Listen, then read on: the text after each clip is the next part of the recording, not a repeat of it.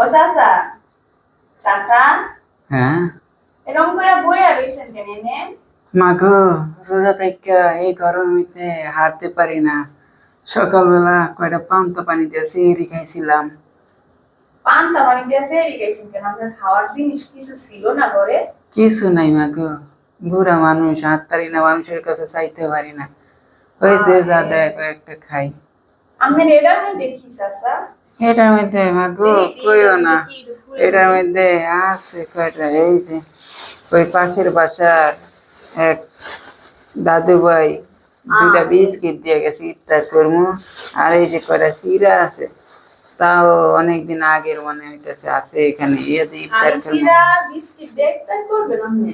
হ্যাঁ মা গো, হাততারি না আগের মতো।